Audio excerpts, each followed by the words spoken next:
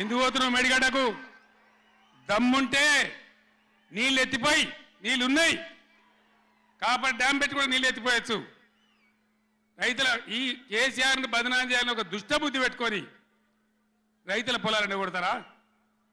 ఇలా బంధు పెట్టింది మైబాద్కు నీళ్ళు వస్తలేవు, డోర్నగర్కు నీళ్ళు వస్తలేవు, సూర్యాపేటకు తుంగతుర్తికి మునిపొచ్చిన నీళ్ళు వస్తలేవు, తగ్గిపోతున్నాయి. ఇదా మీ రాజకీయం? మీ చిల్లర రాజకీయం. మేడిగడ్డ కాడైనా ఉంటే అందులో 250 పిల్లర్లు ఉంటాయి, 250 300 ఉంటాయి. కాళేశ్వరం ప్రాజెక్ట్ అంటే ఒక ఆట బొమ్మ కాదు. 3 బ్యారేజీలు ఉంటాయి గోదావరి మీద, 200 కిలోమీటర్ల టన్నెల్స్ ఉంటాయి, 1500 కిలోమీటర్ల కాలువ ఉంటుంది, ఒక 19 సబ్స్టేషన్లు ఉంటాయి, ఒక 20 రిజర్వాయర్లు ఉంటాయి. ఇదంతా కాళేశ్వరం ప్రాజెక్ట్ కాదట. ఒక 2-3 పిల్లర్లు కుంగిపోయినాయి. ఎన్నిసార్లు కుంగిపోలే? నాగార్జున సార్లు కుంగిపోలేదా?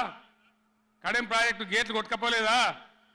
మొన్నటిదాకా మూసీ ప్రాజెక్టు గేట్లు చక్కగా ఉండేదా? కొట్టుకపోలేదా?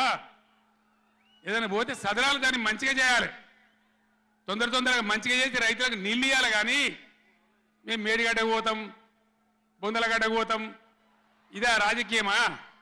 ఇది తెలివా? తెలివి అనిపించుకుంటుందా? ఇవి కాదు కావాల్సింది, రాష్ట్రానికి ప్రజలకు కావాల్సింది. ఓ లోడొచ్చు, వాళ్ళు గెలవచ్చు, ఎవరికి శాశ్వతం కాదు. మళ్ళా డబల్ స్పీడ్తో మేము అధికారంలోకి వస్తాం.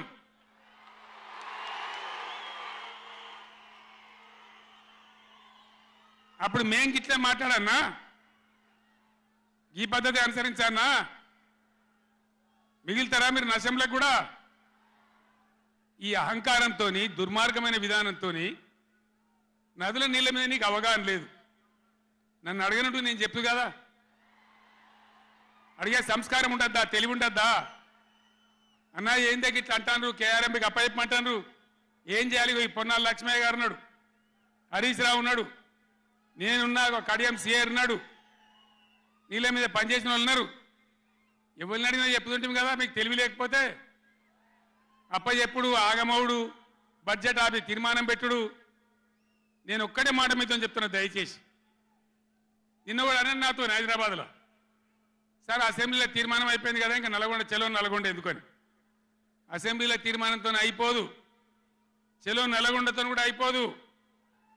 దయచేసి ఎప్పటికప్పుడు కృష్ణా నదిలో బ్రిజేష్ ట్రిబ్యునల్లో మన వాటా తేలే వరకు, న్యాయమైన వాటా తేలే వరకు, మన నీళ్ళ హక్కులు మనకు దక్కే వరకు ప్రతి సందర్భంలో ఈ 5 జిల్లాల ప్రజలు, కృష్ణా పరివాహక ప్రాంతంలో ఉన్న 5 జిల్లాల ప్రజలు ఎప్పటికప్పుడు మనం పోరాడడానికి సిద్ధంగా ఉండాలి.